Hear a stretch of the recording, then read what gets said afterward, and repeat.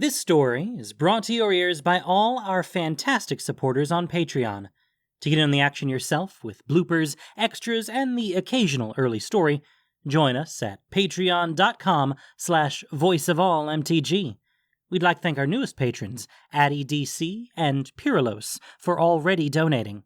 For more stories or just a chat, visit voiceofallmtg.com. And now, Voice of All presents The Gathering Storm, Chapter 8 by Django Wexler.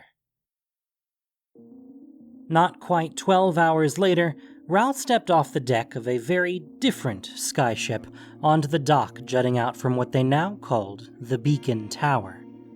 The skyship was part of the small Azorius fleet done up in the Senate colors and comfortably appointed for hauling dignitaries quickly around the city.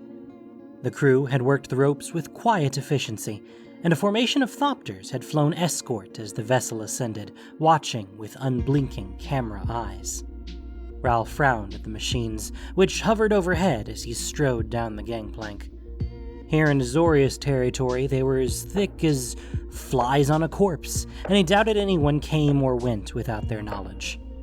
Dovin Bond was waiting at the foot of the dock, wearing a red and blue robe that set off his dusty blue skin, hands clasped at the small of his back. His calm seemed preternatural, even for the notoriously even-tempered Vidalcan. He gave a very slight bow to Raoul, which Raoul returned, holding his coat to keep it from flapping in the wind. They were at least 20 floors up, and though yesterday's storm had abated, heavy clouds still raced across the sky, bringing a fitful drizzle. Master Zarek? Master Bond, thank you for the ride. Raoul nodded at the skyship. Ascending the stairs is an inefficient use of time. Your people have installed some sort of slingshot and bucket device for reaching the top quickly, but I understand it is still unreliable. Has anyone been killed yet? I don't believe so. One goblin suffered several broken limbs and proclaimed that it was awesome and she wished to try another ride. Dovin raised one elegant eyebrow, and Raoul fought back a grin. Well, sounds reliable enough to me. You know, you didn't have to meet me here. I'm sure the foreman can tell me what I need to know. It seems respectful. I am a stranger on your world, as you know. Well, lead the way then. Dovin pointed, and Raoul followed. The Vidalcan walked so smoothly he almost seemed to glide, as though he'd perfected this simple movement to the very utmost. Everything about him was like that. Smooth, effortless, perfect. It was unnerving. So, you're very open about being a planeswalker? Well, there is little reason to hide it now that you have made the secret public. Why come here to stay? Bored of your homeworld? Kaladesh, was it? I don't bore easily, Master Zarek. The smallest system, fully studied, can hold as much interest as the largest. No, my departure from Kaladesh was the result of unfortunate local politics, let us say. You've settled in nicely here then? I am very grateful to Supreme Judge Asperia. I visited a number of worlds before coming to Ravnica, and she was the first to make me feel as though I might have a place. I am grateful for the chance to exercise my talents in her service. And what are your talents exactly? Perfection. The ability to refine a thing, little by little, until it becomes a true exemplar of what it was meant to be. A machine, a bureaucracy, a dance. The form matters little, only the process. His face took on a blissful look, the first emotion Raoul had seen him show. Supreme Judge Asperia has been kind enough to let me work with the Azorius, and I believe she has been very pleased by the results. Evidently. Raoul thought of the ever-watching thopters, which by all accounts were an invention Dovin had brought with him. It must help with perfection when you know what everyone's doing all the time. Raoul was finding it very difficult to like Dovin Bond. Have our people been giving you any trouble? They passed indoors. The beacon tower was topped by a broad copper dome, pierced by a number of small doorways, and Dovin unlocked one of these with a key on his belt. They have made some unusual requests, but I have done my best to fulfill them. In some cases, I believe I've become the target of some variety of humor. He pronounced the word carefully, as though it were an alien thing that needed careful watching. I do not understand the utility of an alligator sandwich in this project, even if it is delivered especially quickly, but I'll speak to them. Oh, it's no trouble. I believe they were quite surprised when I brought them one within the hour. Raoul couldn't be certain, but he thought the ghost of a smile crossed the Vidalcan's lips. Not quite as oblivious as he puts on, then. Dovin gestured at a door ahead of them. This is the primary chamber. The placement of the planar beacon had been dictated by the complex metaphysical geography of Ravnica, the same currents of energy that had powered the implicit maze.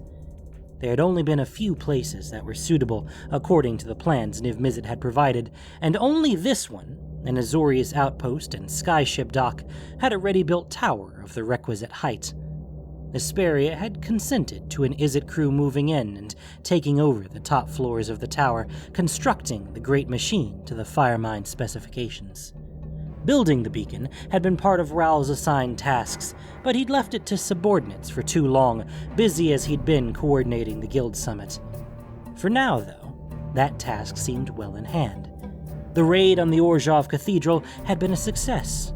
Hikara was still recovering in the Izzet infirmary, where Raoul imagined she was having fun. The medics had a tendency to test their latest inventions on the patients, but he suspected they'd meet their match in the cheerfully fearless Rakdos emissary.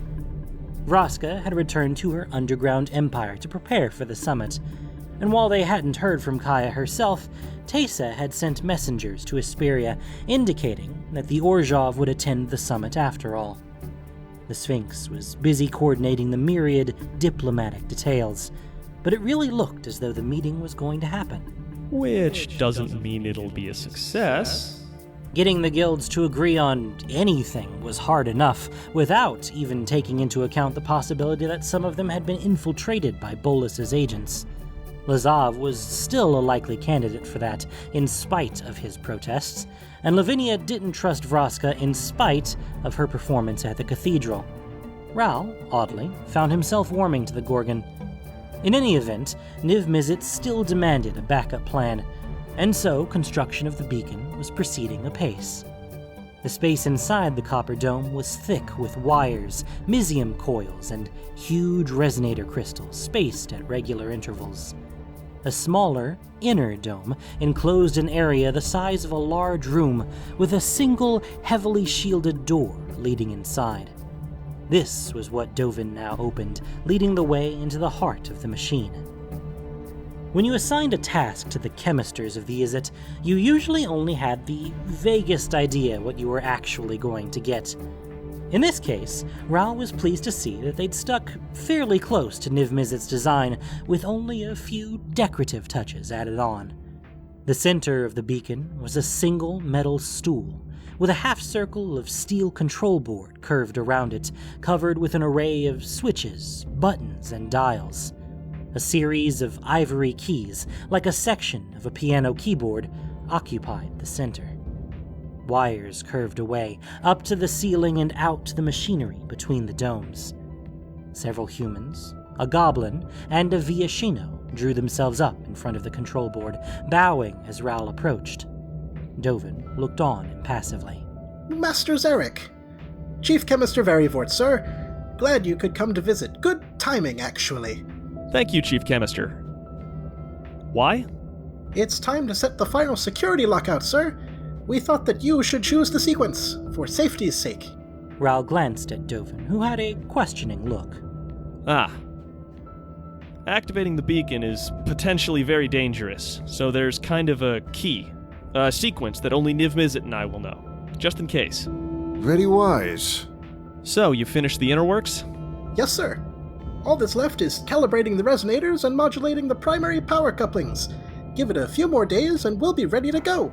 You know, for a machine that can only either be on or off, it seems to have a lot of controls. Most of these are for testing purpose, sir. We check the components individually, since we can't run a full-scale system test. The goblin pushed Raoul toward the stool and indicated a single large switch. throw that switch, enter your sequence, and lock the switch back into place, and the beacon will be activated. As per the Firemind's design, it will stay activated until its internal power reserves run down, no matter what anyone does. Good.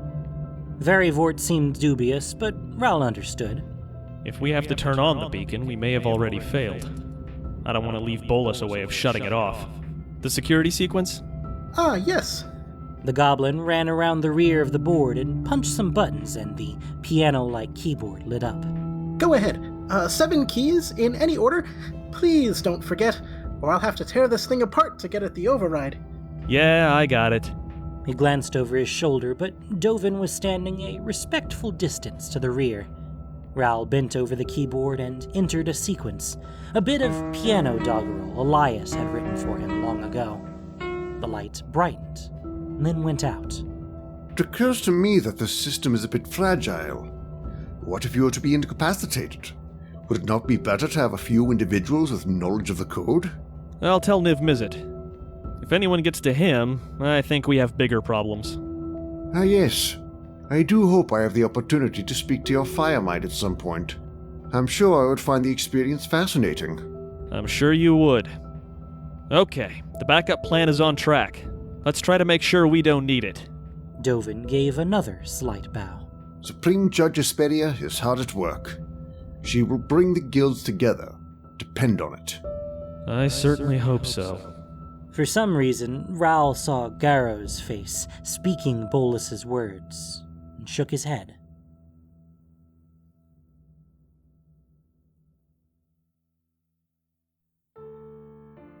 Kaya awoke and immediately wished she hadn't.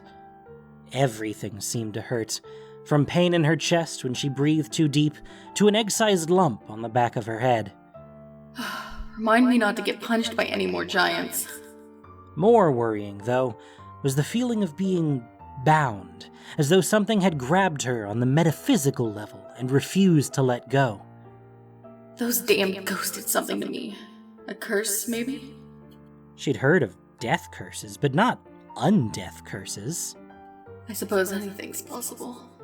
With a sigh, she opened her eyes. She found herself in an elaborately decorated bedroom. The somber tones and excessive gilt indicated that she was still somewhere in the Orzhov Cathedral. She lay on her back in a 4-poster bed with silk sheets and pillows dripping with tassels and fringes of pearl. The rest of the room was furnished in a similarly elaborate style. Which means we won, I guess. This certainly isn't a prison cell. After a moment, the door opened, and a gray-clad serving girl came in with a pitcher of water. She gave a start when Kaya sat up, or tried to. Kaya settled for propping herself on her elbows. You're awake? The woman regained her decorum and bowed deeply. My apologies, Guildmaster. Is there anything you require? That water would be nice. What do you mean, Guildmaster? The servant poured a glass of water in silence and brought it to Kaya's bedside, leaving the pitcher on a low table. Kaya drank greedily and pulled herself further up. How long have I been unconscious? Most of a day. Excuse me, Guildmaster, but Mistress Taysa requested that we inform her as soon as you awoke, so that she could attend you. Do I have your permission to fetch her? Not until you tell me why you're calling me Guildmaster.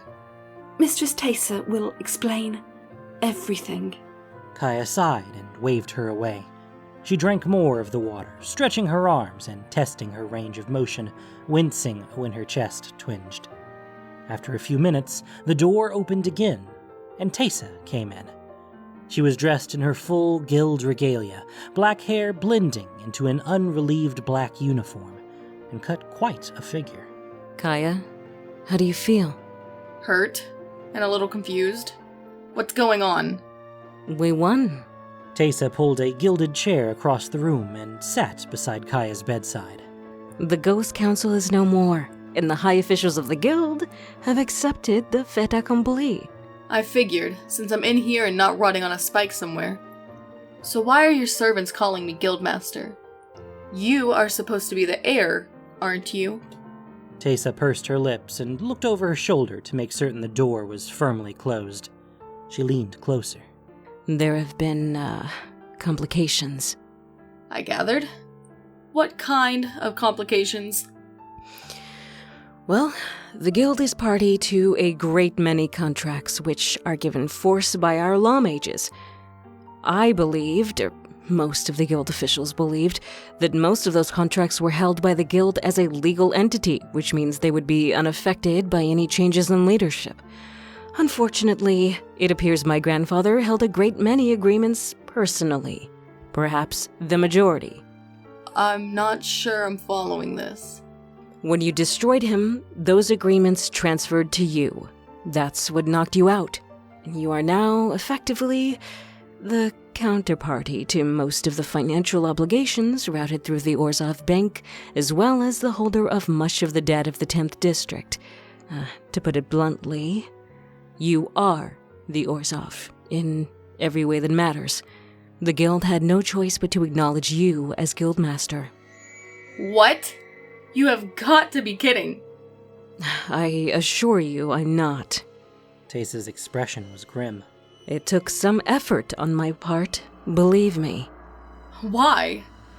Because the alternative would have been to kill you while you slept. We don't know if the contract transfer would work the same way with a living person as it did with a ghost, but some of the Guild officials were willing to try rather than acknowledge the authority of an outsider. Oh. Thanks, I guess. Don't mention it. It seemed a poor way to repay you, and in any case, I won't risk the future of the Guild on assumptions about how unknown magic functions. Okay. Obviously, now that I'm awake, we can solve this problem. I hereby give everything to you. Right? She looked down at herself hopefully, but the strange feeling of being bound didn't change. It's not that simple. I have our law mages working on the problem as we speak, but most of these contracts were concluded on a personal basis. They can't be transferred without being broken. I can't stay here. This job is over. I have debts of my own to collect. I know, but please. Teysa grabbed her hand. You cannot leave. Not yet. You cannot planeswalk. You understand? That's why I had them fetch me as soon as you awoke. If you vanish, it could be catastrophic. Both for the Orzhov and for you. For me? Why? Backlash. These contracts were created to be enforceable. If they are all released once, the combined force could easily kill you or drive you mad. Kaya sat up straighter, wincing. You have got to be joking. So I'm stuck here as guildmaster of this weird cult bank thing, and... She started coughing, which only made her hurt more, doubling over in agony. I know. Believe me, I am trying as hard as I can to fix this. We will get you out, I swear it. Teysa waited until Kaya's cough had subsided and handed her the glass of water. I owe you an enormous debt, Kaya. I would not be free or even alive if it weren't for you. But it will take time. I don't have time. Bolus had promised her he would heal the sky. Back home, people were suffering. They trusted me. You don't have a choice. For now, you must act as guildmaster. I will assist, of course, but you must make a few appearances. Otherwise, the voices in the guild who want to kill you and face the consequences will grow louder. You've got to be... Kaya shook her head. You're not, obviously. I'm sorry. I didn't anticipate this. I should damn well hope not. Get out! Will you... I'm going to get some rest, then I'm going to think about this some more. Kaya lay on her side, facing away from Teysa. Now get out! The guildmaster commands. As you wish. Teysa got to her feet. Again, I'm sorry. Kaya said nothing as Teysa walked away, and she heard the door open and close.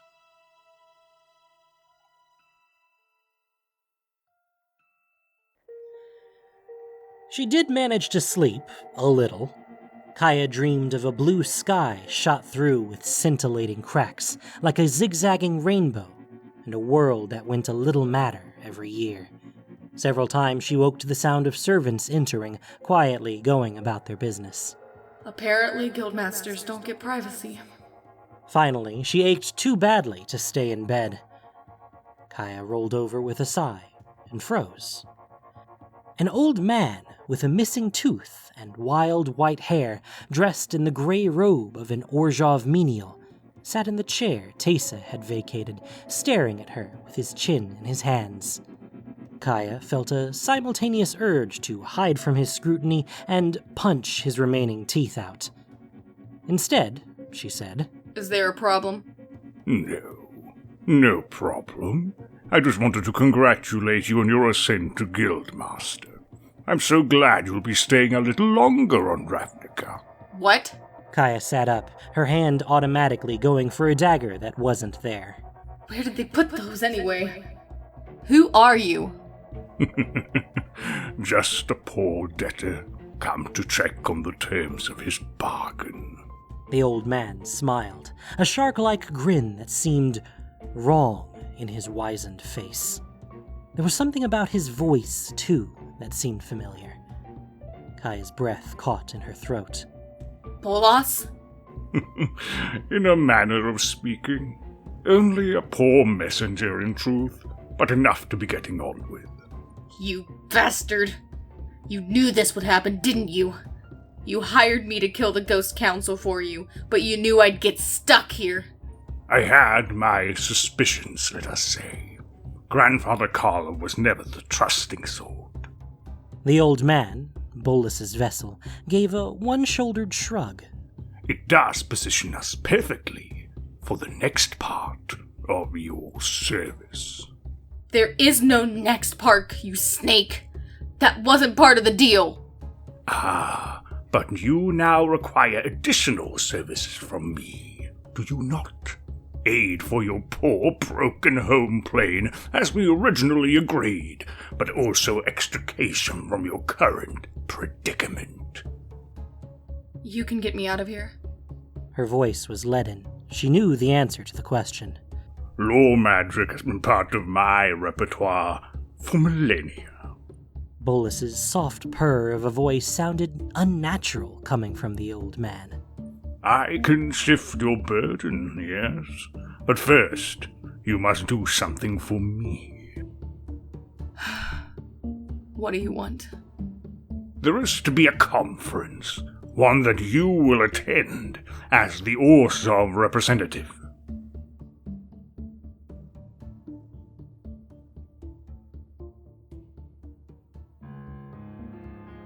In Raoul's dream, he was 20 years old again.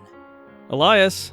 He poked his head into their shared bedroom, where the floor was covered in discarded clothes.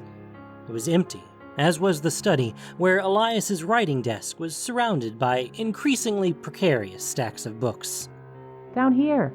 Raoul went down the stairs.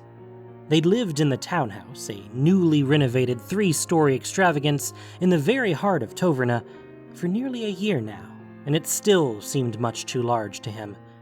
He had dreams of finding new rooms, full of inexplicable things hiding around some forgotten corner. He found Elias in the dining room with their 2 footmen, fussing over the dinner arrangements. The table would comfortably seat 10, but Elias appeared to be trying to cram in 14, with one of the servants holding a 15th chair in readiness. His latest poem must really be bringing in the admirers. In the last 3 years, Elias's career had taken off in a way neither of them had imagined possible. The doors of Toverna's oldest and most staid artistic societies had opened to him, and critics who looked down on anything written in the last century had suddenly taken an interest in his work.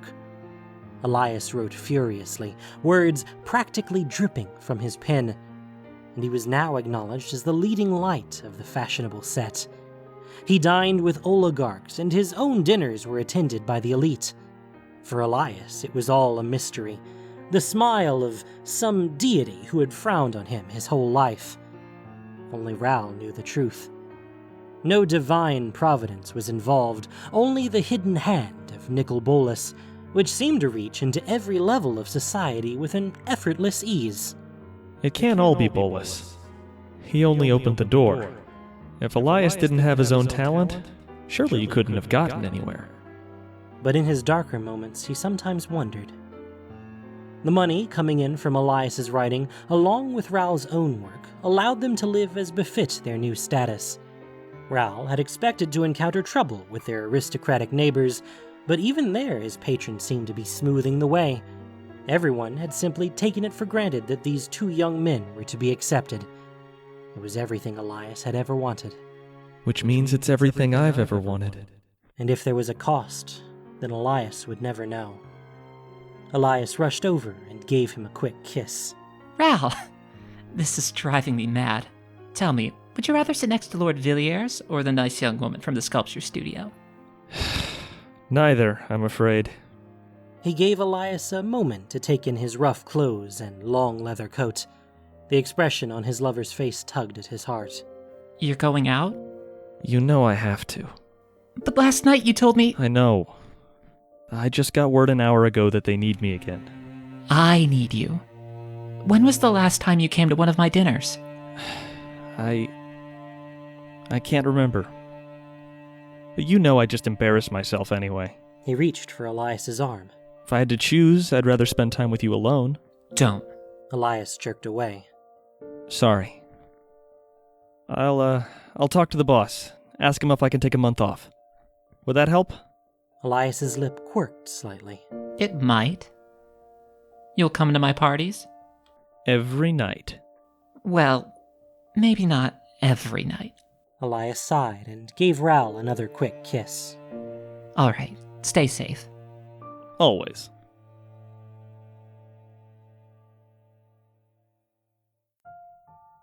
Outside, the sun had already set behind the row of townhouses, and color was draining from the sky. Raoul pulled his coat a little tighter against the chill. He turned his steps away from the center of town, walking past the rows of elegant townhouses and the neat little parks, past even the ring of genteel poverty where he and Elias had struggled to survive, into the shadowy tenements that surrounded the bright center of Toverna like a ring of bloated tumors. Here, the apartments were small, but nonetheless packed with as many bodies as they could fit. Men slept in shifts, matching the endless work hours at the factories. Clotheslines crisscrossed the narrow alleys like spiderwebs, hoping vainly to eke out a few rays of sun. During the day, swarms of children ran past, miniature gangs led by the biggest and strongest. At night, of course, the real gangs took to the streets. Raoul had grown up here, and he'd always known the slums were carved up into pieces of turf as intricate as any feudal kingdom. What he hadn't known, back then, was that those gangs ultimately paid allegiance to the oligarch families of Toverna. It made sense.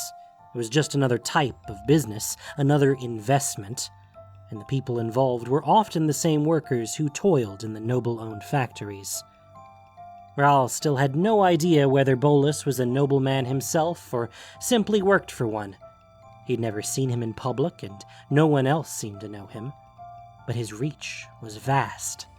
Working for him, Raoul had learned, turning the tiny sparks of lightning he could generate with his power into a weapon with deadly potential.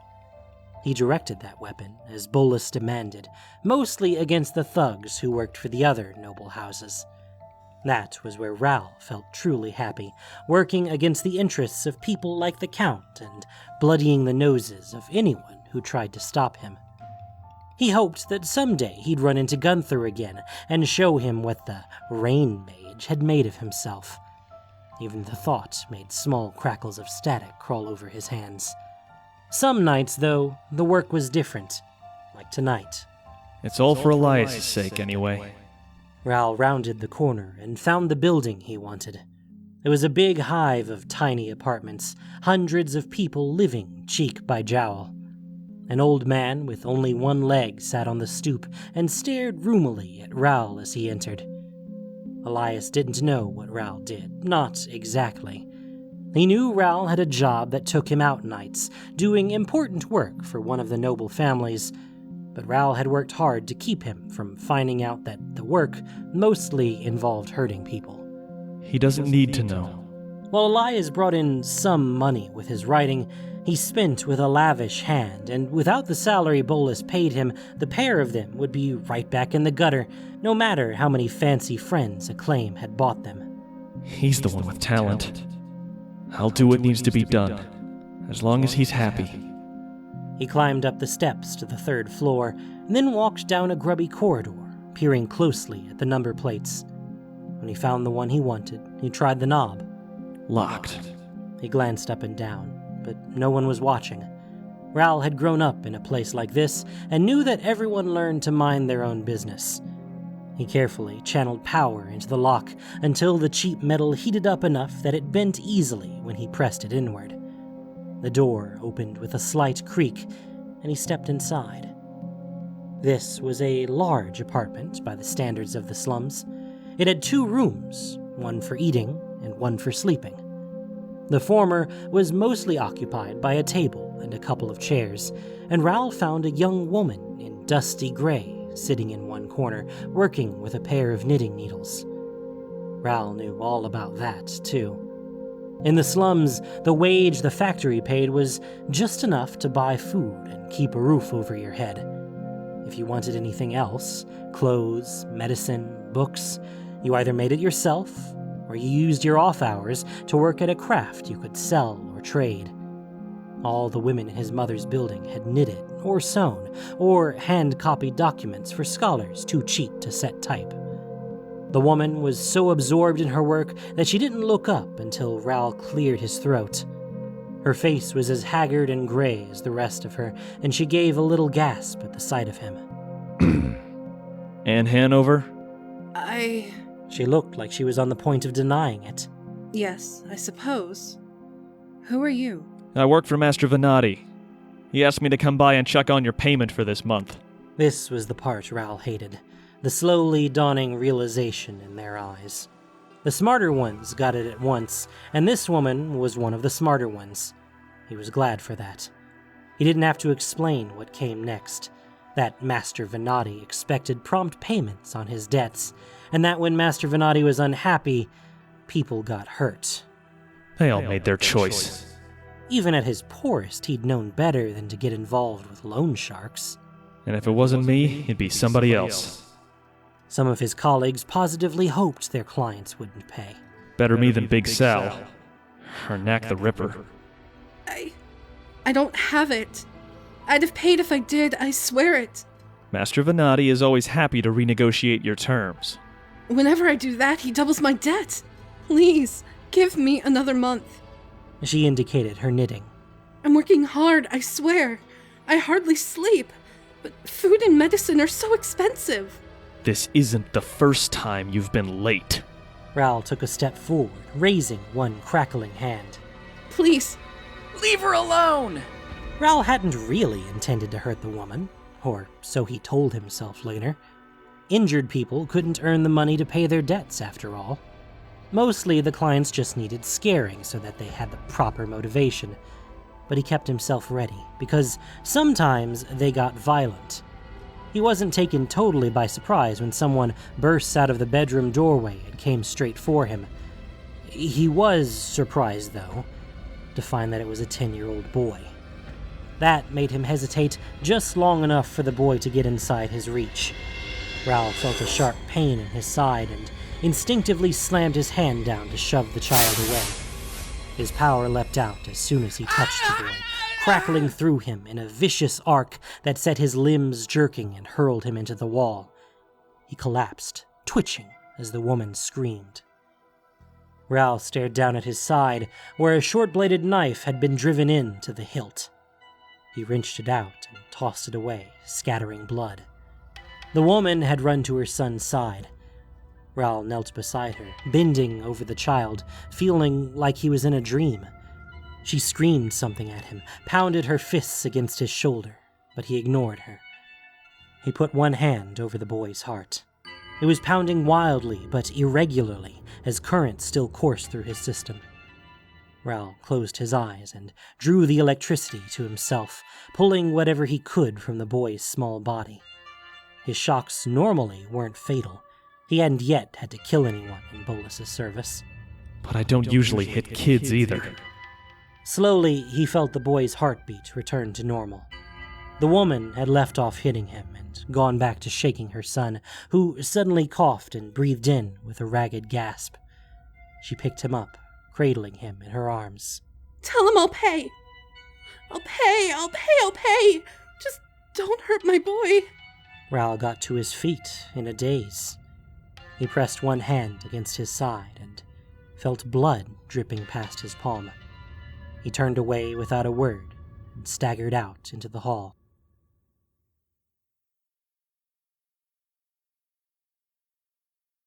Raoul never knew how he made it back to the townhouse, only that it took him some time.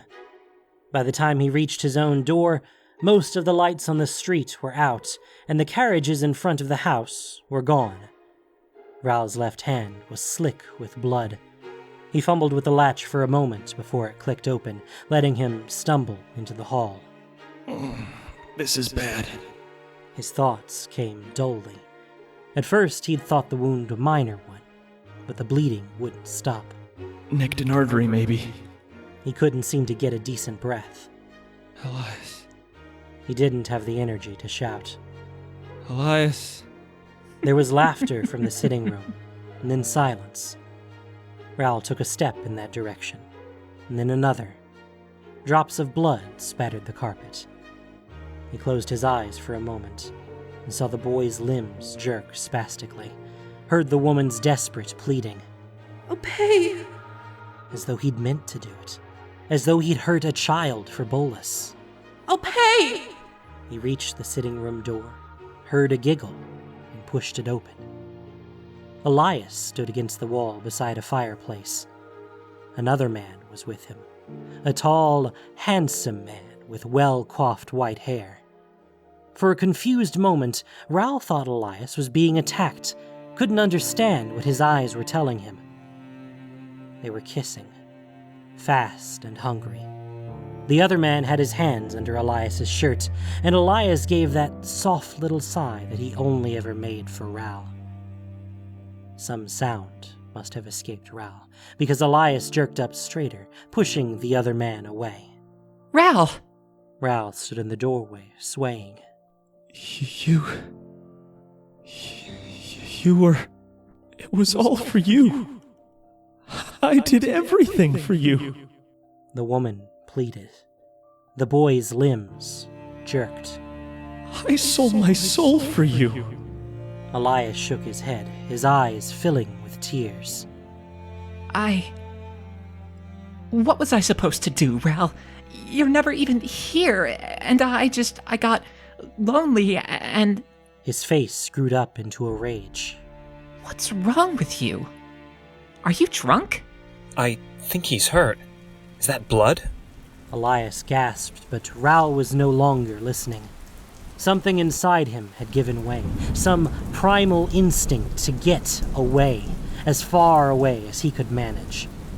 And, it turned out, that was very far indeed. A spark blazed to life, ripping a hole in the world, and in an instant, Raoul Zarek was gone.